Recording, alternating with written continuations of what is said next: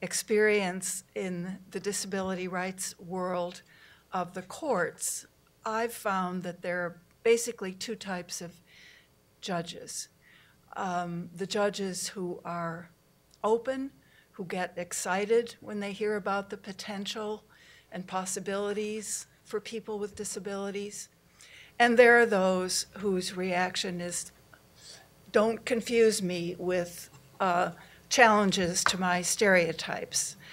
And I think that happens in the evidentiary hearings we have within the IDEA system. There are many hearing officers for whom this idea of not challenging sound educational policy means not challenging their notion of what constitutes sound educational policy.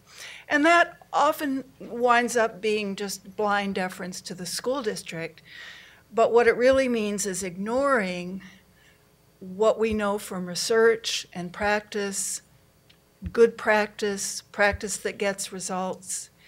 And I think, listening to Frank, I kept coming back to the biggest challenge that I seem to face in these proceedings is that the decision makers, because IDEA has an administrative system of often dedicated hearing officers who don't do anything else but IDEA cases, and they come to think that they know a lot about educational practice. Most of them are lawyers, at least in Pennsylvania they all are, but they come to develop their own sets of beliefs about sound educational practice.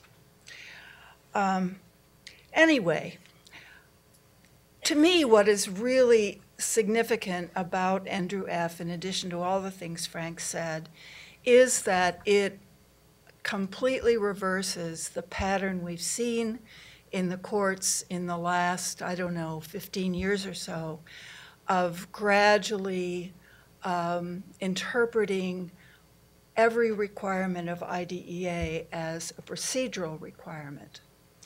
And the importance of this is that in 2004, Congress codified the holding of a number of courts that you can't get a remedy for a procedural violation of IDEA. I can remember hearing this from Senator Gregg's assistant, who was very enamored of this idea that we need to codify this and make it clear.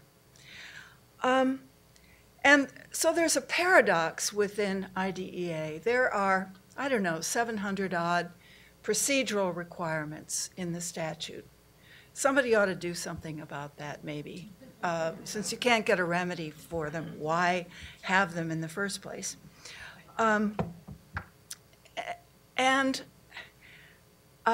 States enforce those requirements through their monitoring systems, often to the exclusion of any kind of requirement for change in the case of substantive violations.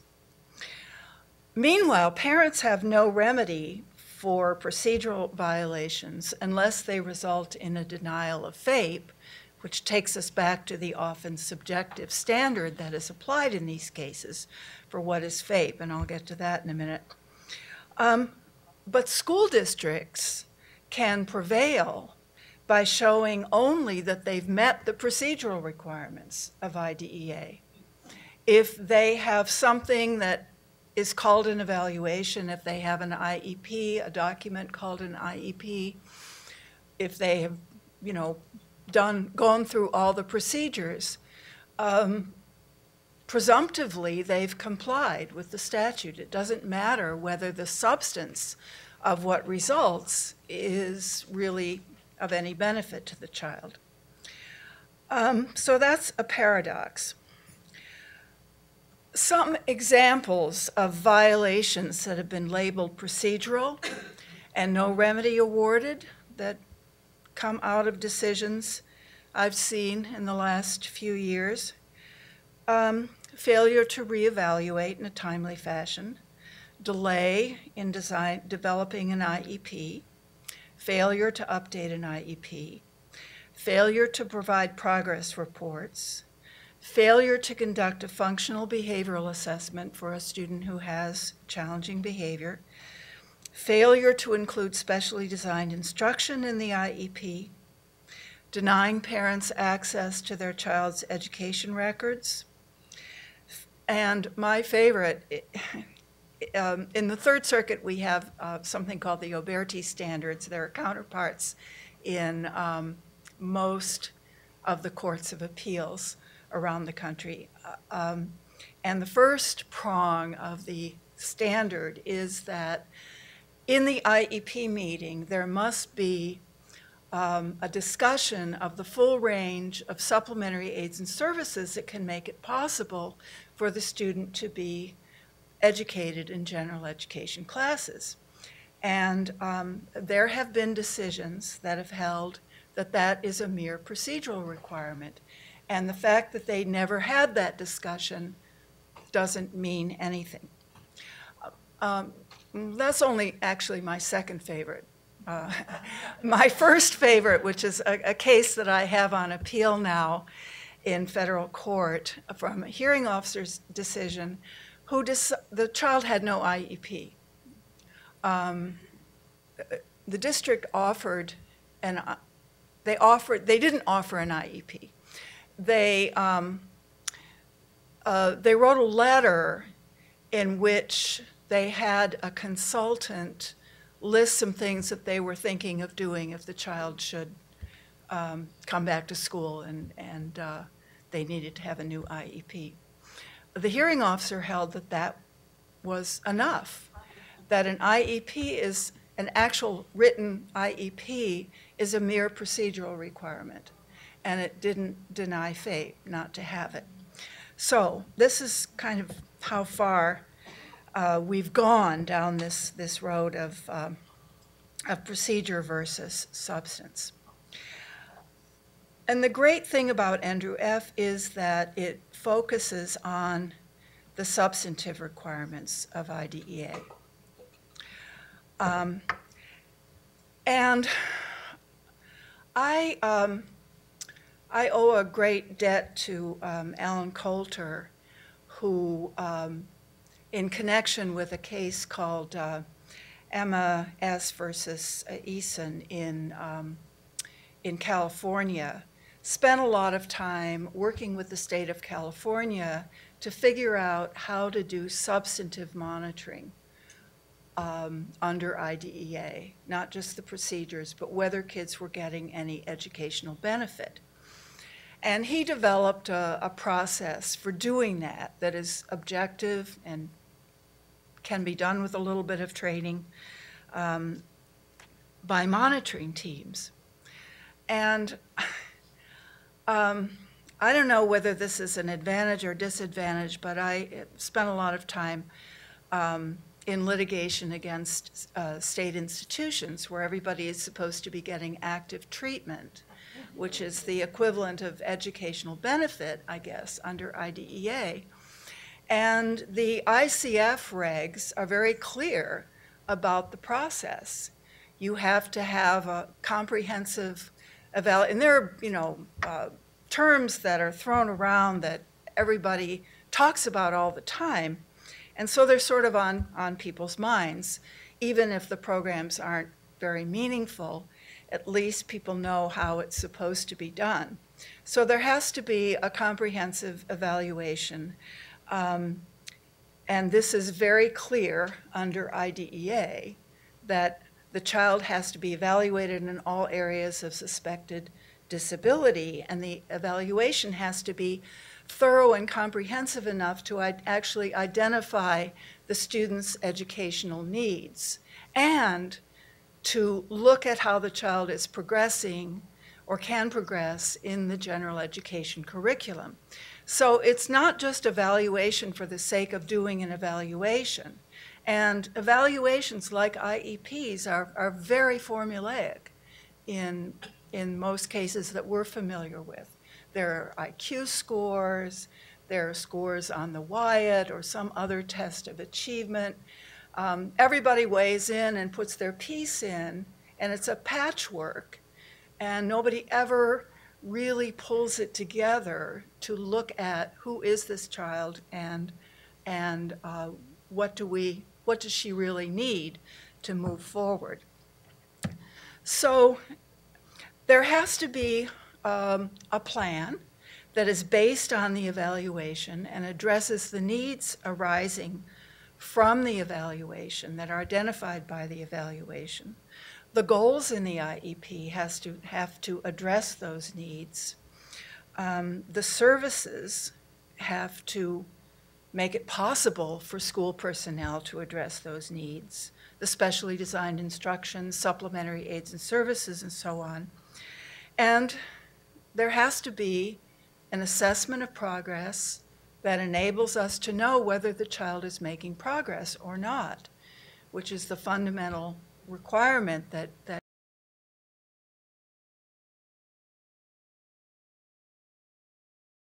individual circumstances.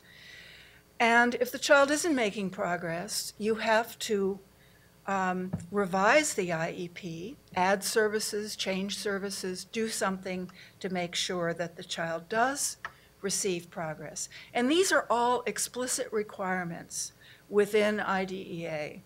Most of them are in section 1414. And because IDEA is so detailed and complex, it's often a little difficult to pull them out of the statute. But it may be in the next round. Well, I don't know, I'm not very optimistic about the next round of IDEA amendments. So I won't even go there. But it would be nice if the statute could be a bit simpler about that.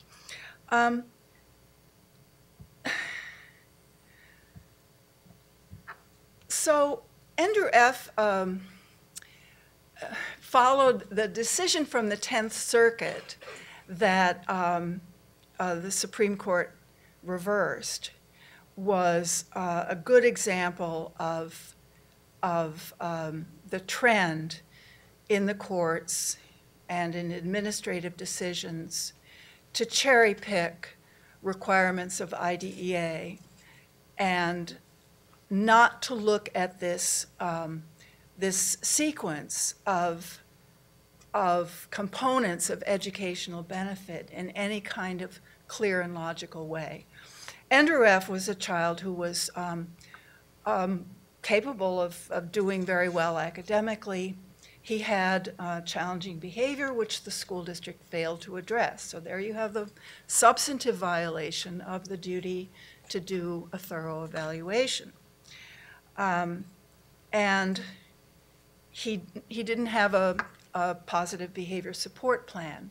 Second violation, he didn't have an IEP that met his needs.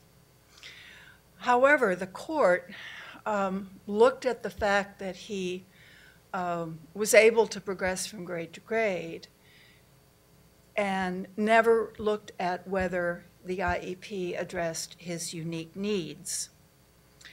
And I think perhaps due to some effective amicus work by Celine Almazan from COPA and her colleagues, the Supreme Court didn't take the approach that the plaintiffs took in Andrew F., which was to look at the quantum of educational benefit that students are entitled to. Is it more than a trivial benefit? Is it a meaningful benefit?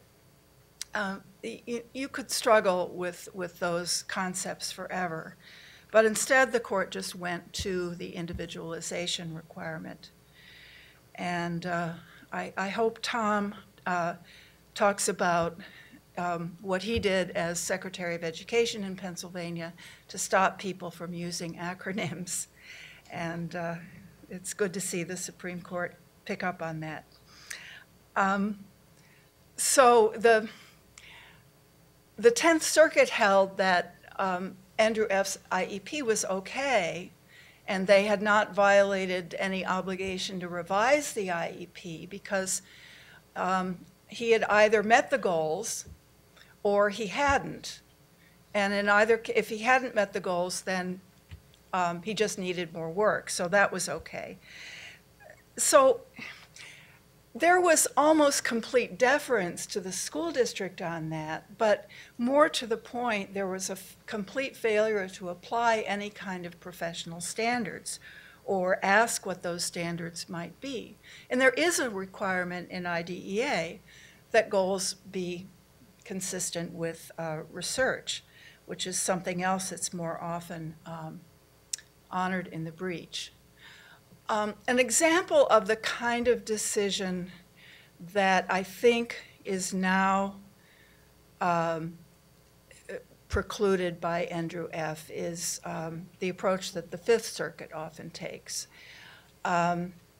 which is to isolate progress from the underlying evaluation, the underlying assessment of the child's needs. And if the child has made any progress in any area, it's probably, that court is probably going to find that the child received an appropriate education. An example is a decision by the Fifth Circuit in a case called Klein Independent School District versus Hovem. And it concerned a child who was very smart, but he couldn't write at all.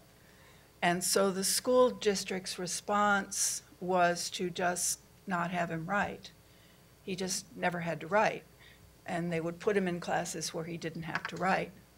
And because he was very bright, he graduated from high school. He moved from grade to grade, but his needs were never met. And the Fifth Circuit went so far as to say that it would be an error as a matter of law to focus only on the child's needs arising from his disability. In other words, if the student couldn't write but was okay in math, the fact that he did well in math is the benefit that they should look to. So that's kind of the polar opposite of what the Supreme Court held in Andrew F. So I'll stop here and turn it over to Barbara.